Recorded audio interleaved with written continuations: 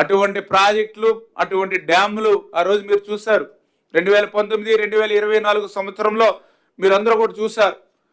ఎక్కడ కూడా మరామతులు మాట్లాడించి కనీసం గ్రీజు పెట్టి మెయింటెనెన్స్ చేసినటువంటి స్థితి కూడా 5 సంవత్సరాల పాలనలో లేకపోవడంతో ఒక ఫించా కానీ, ఒక అన్నమయ్య కానీ, ఒక పులిచింతలు కానీ, ఒక గుండ్లగమ్మ కానీ, ఒక తుంగభద్ర గేట్లు కానీ ఏ రకంగా కొట్టుకుపోయాయో గత పాలనలో మీరు అందరూ చూశారు.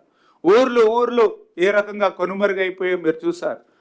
40 మంది సైతం ప్రాణాలు సైతం ఏ రకంగా అన్నమయ్యలో పోగొట్టుకున్నారో మనందరం కూడా చూసాం.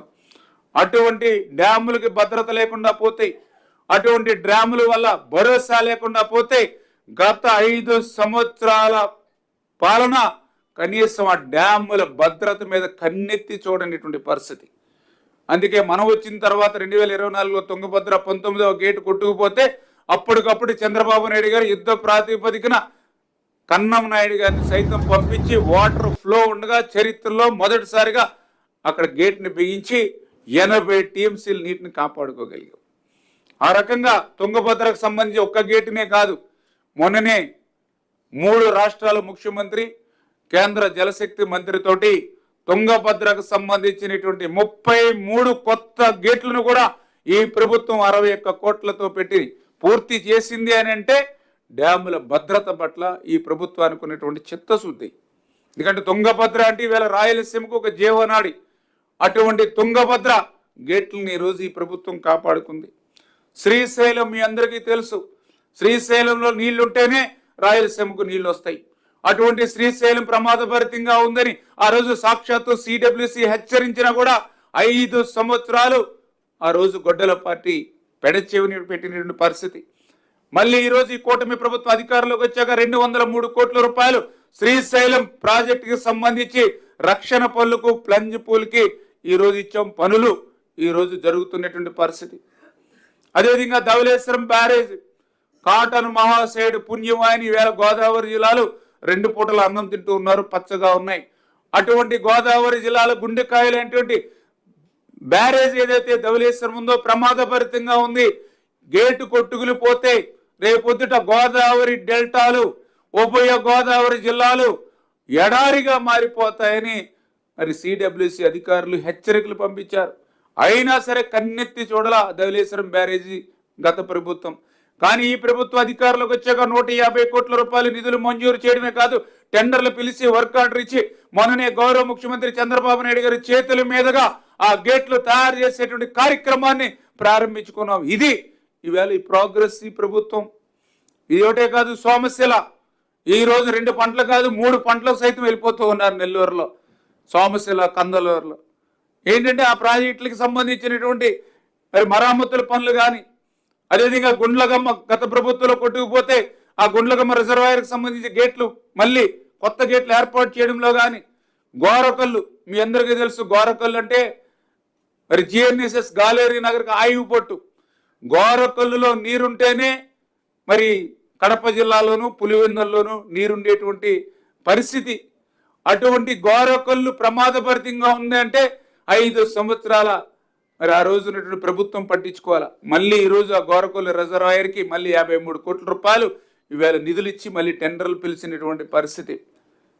ఎందుకంటే గోరకల్లో నీళ్లుంటేనే అవుకులో నీళ్లుంటాయి, అవుకులో నీళ్లుంటేనే గండికోటలో నీళ్లుంటాయి, గండికోటలో నీళ్లుంటేనే చిత్రావతి బ్యాలెన్స్ రిజర్వాయర్కి నీళ్లుంటాయి.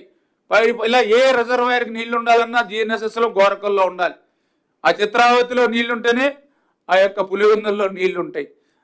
అంటే ఈ రకంగా ఎంత అన్యాయం, ఎంత దుర్మార్గం. గత 5 సంవత్సరాల ఇటువంటి ప్రాజెక్టులు, రిజర్వాయర్లు ఒక్క రూపాయి కూడా వెచ్చించకుండా ఎట్లా గాలిలో వాటి భద్రత వదిలేసిందో గత ప్రభుత్వం మనందరం కూడా చూసాం. మరి ఇటువంటి పాలన వైఫల్యం గత ప్రభుత్వం అవుతే ఈ 2 సంవత్సరాల్లోనే వాటన్నిటిని కూడా గాడిలో పెడుతూ పట్టాలు ఎక్కిస్తూ వీటన్నిటికీ కంక్లూజింగ్ మీరే చూస్తారు. సాగునీటి ప్రాజెక్టుల మీద ఎవరు ఎంత ఖర్చు పెట్టారో ఈ ఒక్క షీట్ మీకు సరిపోతుంది. ఆంధ్రప్రదేశ్ రాష్ట్ర ప్రజలకు కానీ, రాయలసీమ ప్రజలకు కానీ ఏ ప్రభుత్వం ఇరిగేషన్ శాఖ ఎంత ప్రాధాన్యత ఇచ్చింది అనేది ఈవేళ లెక్కలు చెప్తూ ఉన్నాయి, బడ్జెట్ చెప్తూ ఉంది, జరుగుతున్నటువంటి పనులు చెప్తూ ఉన్నాయి, ప్రోగ్రెస్. అందులో ముఖ్యంగా 2014, 2019 5 సంవత్సరాల తెలుగుదేశం ప్రభుత్వ హయాంలో ఆ రోజు ఇరిగేషన్కి సంబంధించి 68,000 కోట్ల రూపాయలు ఆ రోజు మనం వెచ్చించినటువంటి పరిస్థితి. గ్రాఫ్ కూడా చూపించాము ఒకసారి. 68,000 కోట్లు. ఇప్పుడే చూడండి, గ్రాఫ్ చూసుకుంటే మీకు చాలా క్లియర్గా అర్థమవుతూ ఉన్నటువంటి పరిస్థితి. ఒక్కసారి ఆ గ్రాఫ్ చూస్తే ఆ రోజు 2014, 2019 5 సంవత్సరాల్లో 68,000 కోట్ల రూపాయలు మేము ఇరిగేషన్ రంగానికి వెచ్చించాం. అదే 2019, 2024 5 సంవత్సరాల్లో ఇరిగేషన్కి వెచ్చించింది వైసీపీ హయాంలో 32,000 కోట్ల రూపాయలు. ఎంత డిఫరెన్సో చూడండి. ఇక్కడ ఇంకొక విషయాన్ని చాలా క్లియర్గా అర్థం చేసుకోవాలి మా మీడియా మిత్రులు కూడా, ప్రజలు కూడా. ఆ రోజు 14, 19 5 సంవత్సరాల్లో దగ్గర 7 లక్షల కోట్ల బడ్జెట్ మాది.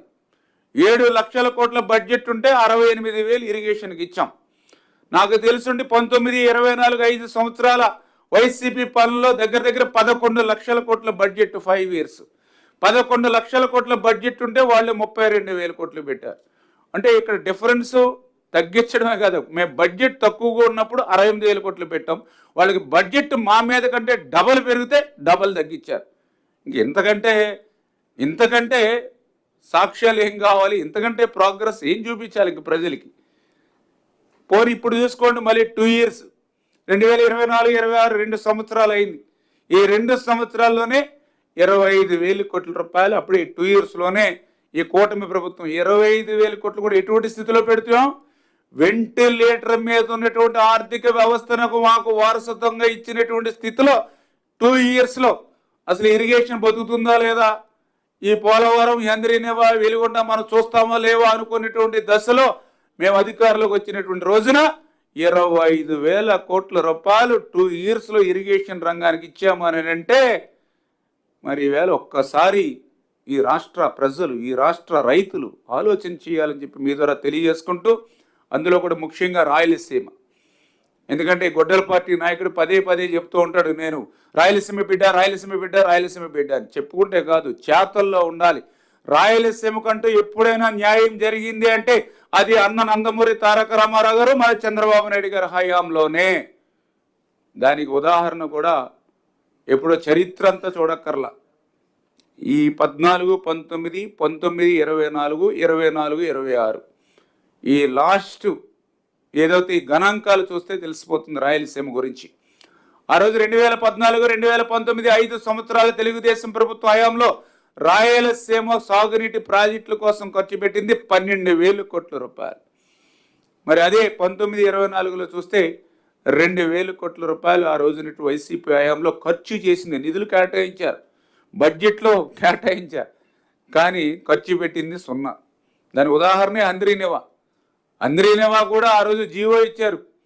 phase 1కి సంబంధించి ఆ రోజు జీవోలు ఇచ్చారు, శాంక్షన్లు ఇచ్చారు, ఏదైతే టెండర్లు కూడా పిలిచారు 5 సంవత్సరాలు.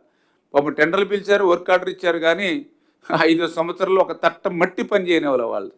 ఎందుకంటే తట్ట మట్టి పని చేస్తే విడుదల చేయాలి. అంటే ఇట్లా ఎంతో మోసం దాగా చేశారో చూడండి. వాళ్ళంతా కూడా బడ్జెట్లో కేటాయింపులు చేశారు, కానీ ఖర్చు పెట్టడంలో మాత్రం 2,000 కోట్ల రూపాయలు. ఎంత డిఫరెన్స్ ఉందో చూడండి. ఇప్పుడు చూడండి, మనం 2024, 2026 5 సంవత్సరాల్లో 12,480 కోట్ల రూపాయలు, అంటే 51%. రాష్ట్రం బడ్జెట్లో 51% రాయలసీమకి మనం 12,484 కోట్ల రూపాయలు పెట్టాం.